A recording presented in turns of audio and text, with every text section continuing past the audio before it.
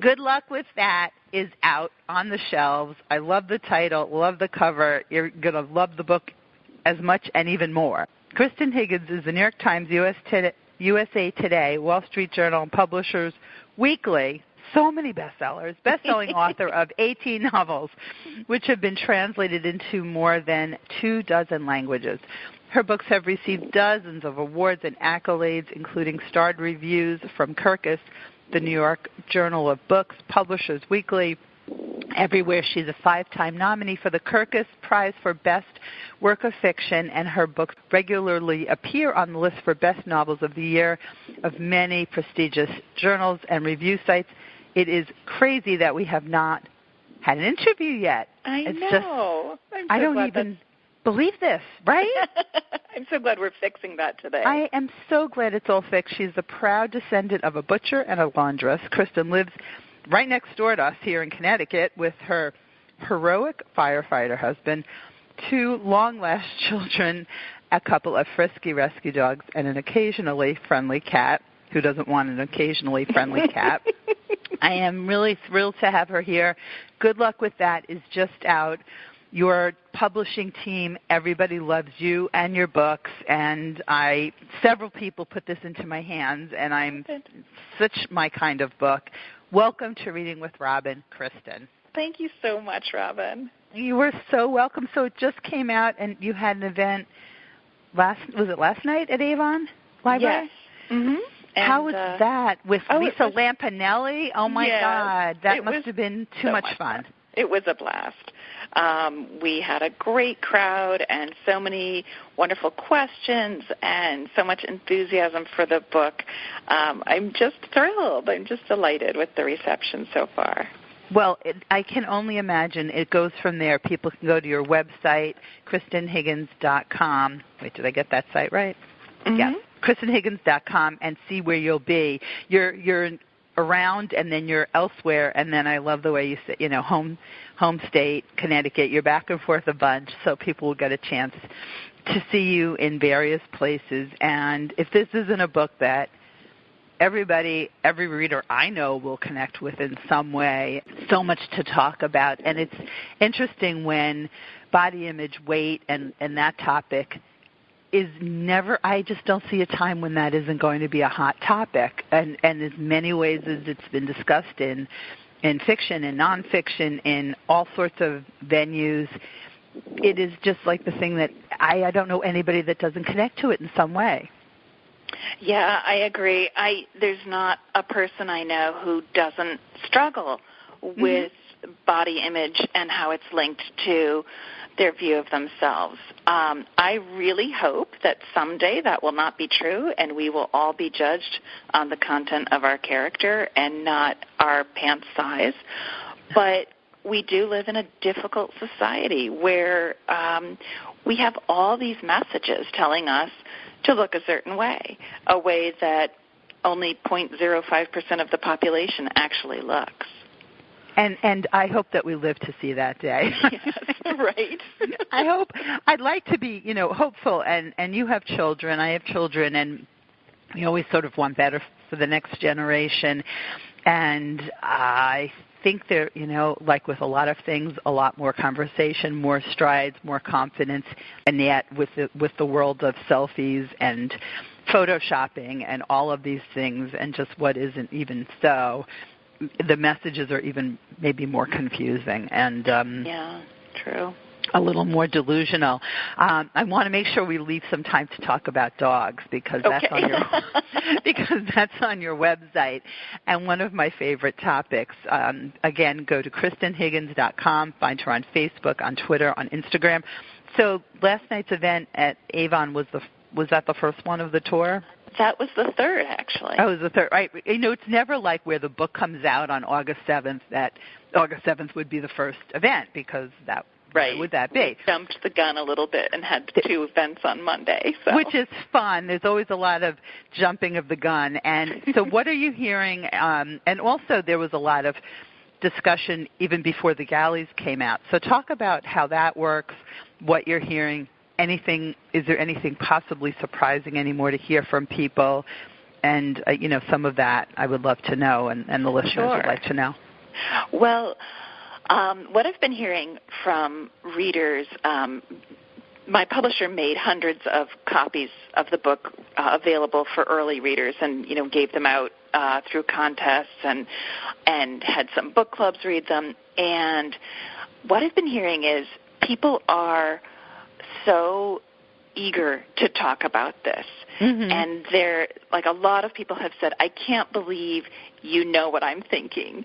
Yeah. And I'm so glad not to be the only one who worries about these things, and at my age I shouldn't have to, or I look in the mirror and I'm always so disappointed. And the most exciting thing for me as an author is that people are telling me this book changed the way I think about myself. Wow, that's one huge. woman said, this has completely changed my life. People have said it's a game changer. It's so honest and so true. When you talk about women and their size, I don't think there's anyone who doesn't have a story, as we said. It's the story of three friends, all of different sizes, but all who've struggled with weight. They meet at weight loss camp, and they make a list of the things that they want to do. Now, they're 17 years old, and they say things we're going to do when we're skinny. And I don't know about you, Robin, but I have made that list. Oh, my God. Not only have I made that list, Kristan, and you're tuned into Reading with Robin, and I'm speaking with somebody that I can't believe I haven't spoken with before. But we're friends on Facebook, Kristan Higgins. Good luck with that. Not only do I have those lists, but the really sad truth is that I have those lists that I've saved from 15, 16, 17 journals, and they friggin' read the same way that they would read at 55. And I know I've made strides because I've done work, and I'm an intelligent woman, and I have a lot of things that I'm very proud of, but I'm like, God damn it, if some of those things aren't on the same list. Right. And so, I mean, the book resonated in so many ways, but these three friends, and there's just nothing like having a connection to girlfriends, and they meet at, I mean, I don't know if it's always called fat camp, but a camp where weight loss or camp, weight loss camp or whatever it's called. Sure. But they make that list, and then they go their separate ways. Georgia and Marley stay very close. They live in the same area, and Emerson lives a few states away. But they see each other, every couple of years on a girls' weekend and whatnot. And then suddenly, Emerson gets very, very sick and calls them to her hospital room, and she's dying from complications related to obesity. She's well over 600 pounds, and her friends are shocked because they haven't seen her in a few years, and they're so devastated that she's this sick, she's dying, and she leaves them the list that they made as teenagers and makes them promise to do it. And some of the things are really silly, like, I want to tuck in a shirt because that's like the thin girl look. That's not silly. That's not silly at all. Eating dessert in front of people. I mean, I don't. These are the things we tell ourselves, like we have to be a certain size to do that. And if you're not one of those people and you're like, hell, I tuck in a shirt and I don't care how much I weigh, good for you. I really mean that. Like, I want to be there someday, and I'm getting much better. But so Georgia and Marley go through the list. They're devastated by their friend's loss. They grieve her the entire book, and they kind of have to admit, like, you know what, we're 35 years old, and we have so much going for us, but there's still that missing piece and those things that we don't talk about. Mm-hmm. And I've found that this is true with my friends and me. And in writing this book, it was really interesting how much more my friends and I talked about these issues, because it's almost like a secret shame to admit that you still care. It's very interesting because I think there's that, and there are certain friends that are just more open about, depending on the topic, and certainly women, food, body image, and all of that. But there are many people who overtly you would never know, certainly, and they will tell you that every morning they get up and it's another day to slay that same dragon. And you look and think, they're tucked in, they're eating dessert out, they're flirting with the guy, someone's carrying them on their back. I'm thinking of all the things that were on that list. Right. But, there's certainly so much humor in this book and so much to talk about, but these best friends are gathering, and their friend is dying. I mean, there's no spoiler alerts on Reading with Robin. Right. It's not a spoiler. It happens in chapter 1. So. It's right there, and that's so sad. Oh, and then, it is. And there's that guilt, right, of how did they not know, how quickly. Why didn't we do more? Why didn't we, and she's, Emerson has been the one to kind of withdraw from them and isolate herself out of this completely undeserved sense of shame. But it's hard to be her size in our society. And one of the things that I wanted to do with this book was create compassion and show, like you look at someone who is 600 pounds and you think, oh, gosh, how did they get that way? 1 pound at a time. That's right. How. Emerson answers that question. She answers it very honestly and angrily. This is how. And she goes through kind of the list of trauma and loss in her life and the loneliness, the responsibility she felt for her mother's mental health. Yeah. The death of her dad. So she tells you how I get there. And I got this amazing email yesterday from a woman who had read the book on the, downloaded to her Kindle, and she stayed up all night reading it. And she said, I'm one of those people who's always judged, like what's medically and very horribly called super morbidly obese people, the BMI over 50. And she said, I've been overweight all my life, but at least I thought to myself I wasn't like that. And I would judge them and think like, oh, I can stop at 300 pounds. Why can't you? And she said, boy, did you knock me off my high horse. Isn't that amazing? And those numbers, it's all perception, and to someone else that number is 160, 170, 200, 200. Pick a number, because there's always this like, well, it will never get to that. Right. And it can get to that. And I think that the judgment and certainly the stories that are out in the news about, things that happen on the airlines or people who are judged, and there is a seat for them at a theater, and all of these ways that that society just sort of makes sure you just really can't fit in, literally, and it just does, it weighs on, it just continues to weigh on the person, and then the situation that happens physically, and just, their friends' organs were shutting down and all of this, and so, and I think too, so much Emerson, to think about. Emerson is an addict. She's a true food addict. And that was something I researched a lot before I started writing the book. I talked to physicians and psychiatrists and, talked about the nature of food addiction. And like any addiction, it's not pretty. It's hard to manage. It's hard to confront. And it's hard to see. When her friends see her, they are horrified. She's dying because of her size. And just as they would have been horrified if she weighed 70 pounds and was on the other end of the spectrum, So I've been really, really thrilled that people are having such a strong reaction to the book, saying, like, I'm done beating up on myself. I'm going to really learn to take care of myself, and that's not a size.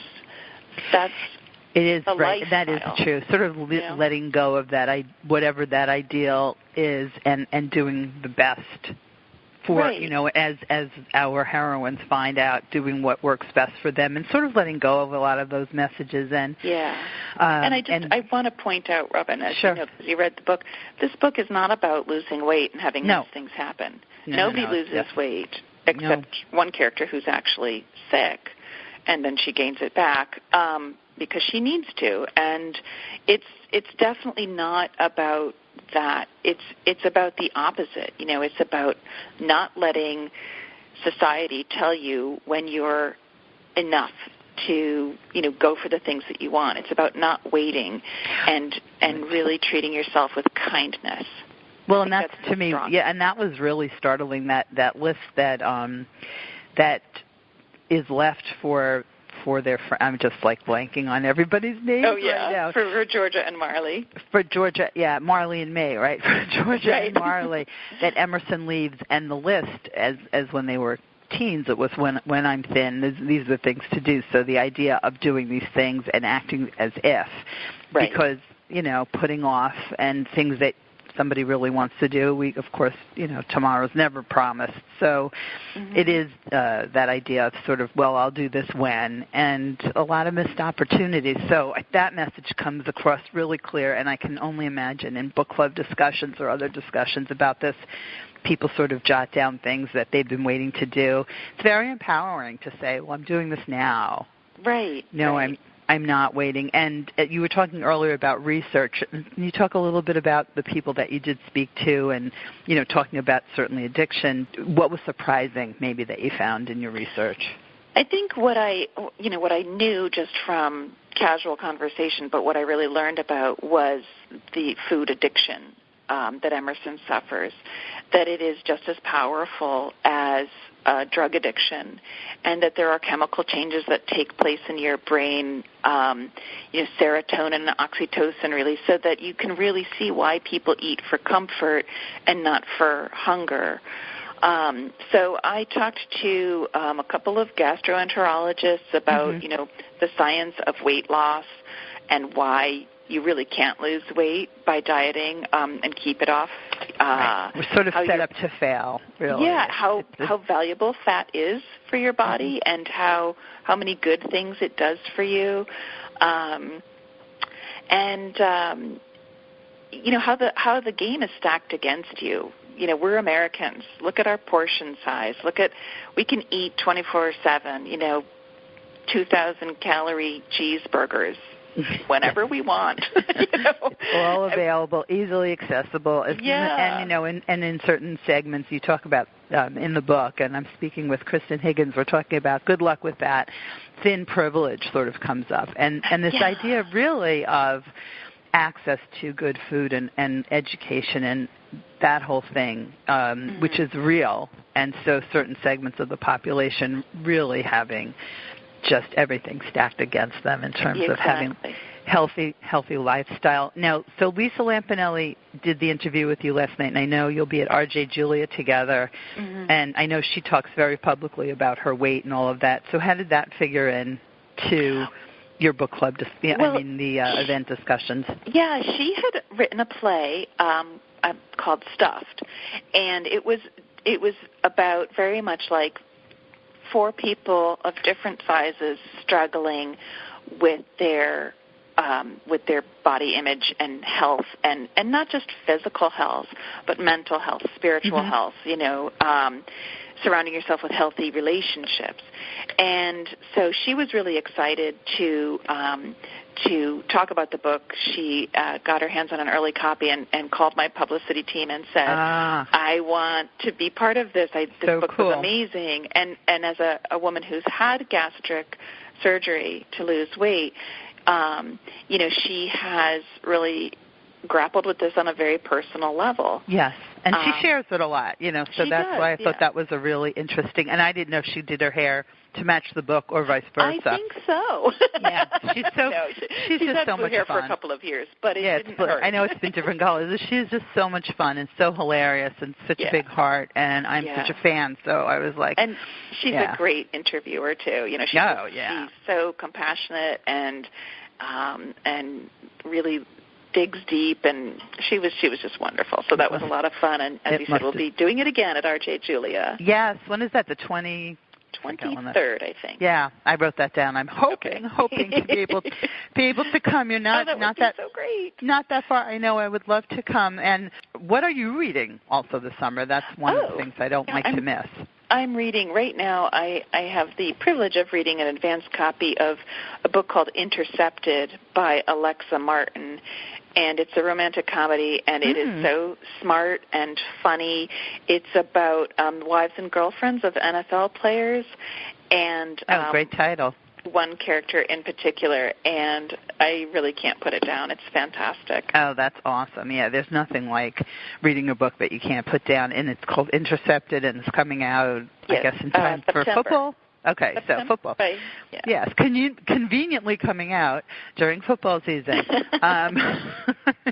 But yeah, I can only imagine, as we were talking about the people that you're hearing from, and as you will continue, the galleys were out, so you got a lot of feedback, and now the book is out. It's just out. It's Good Luck with That, and you can visit Kristan's site at KristanHiggins.com, Facebook, Instagram, Twitter. Where do you most prefer to spend your time on social media? I do Twitter and Facebook pretty well. Instagram, I love posting pictures of wherever I am or my children or my dogs, like everybody. But, of course. But, and I have my website. I do a weekly blog. So go to KristanHiggins.com, and you can find all my social media links from there.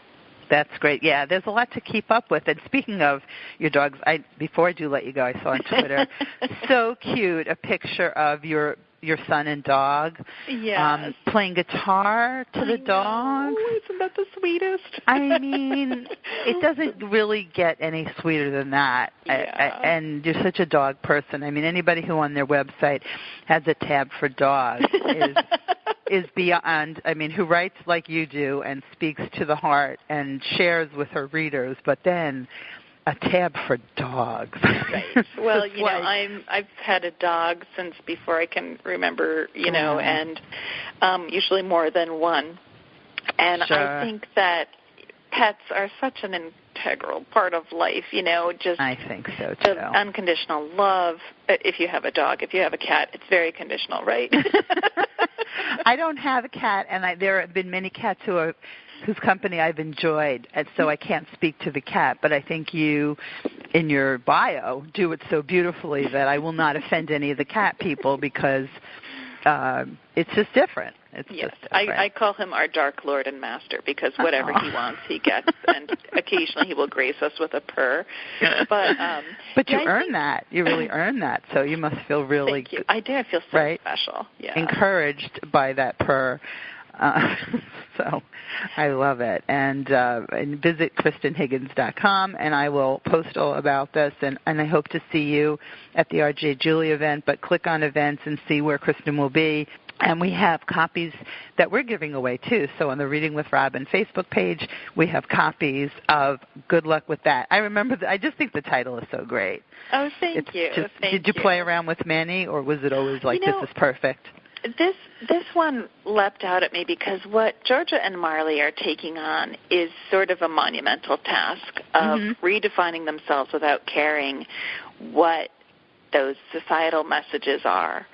And it's a big deal what they're doing, just deciding to be comfortable in their own skin and screw everything else and be good to themselves. And, there's a sort of a wryness to that phrase. Yeah, good luck with that. It kind of means like, I can't see how you're going to pull it off. And they do. And yet they do. And, and that's the thing. I know there's sometimes emails that I'll receive from people. It's a certain type of email when someone wants you to do something or something's just not working out. And there's that sign-off of, all the best with that. It's such a dig, really. And whenever that comes in an email, I immediately probably want to discontinue the relationship with the sender. Yeah. Good luck with that. All best to you. Right. But, right at the end of the book, as you know, that phrase turns a little bit. Yeah, I was going to say. And it can, and the tone, and it can. And no spoilers, Kristan Higgins, on Reading with Robin, ever. You're going to have to pick up a copy of Good Luck with That. You also may win a copy, so go to the Reading with Robin Facebook page. And, again, for all information, go to KristanHiggins.com for the blog and for all the social links and events pages. And I think I've even gotten you out on time. It was a pleasure to finally chat with you, and I do hope to get to see you at R.J. Julia. Oh, me too. Enjoy the tour. Enjoy the whole ride. Thanks. Oh, my pleasure. So much fun, Robin. Take care. So much fun. Thank you. Bye-bye.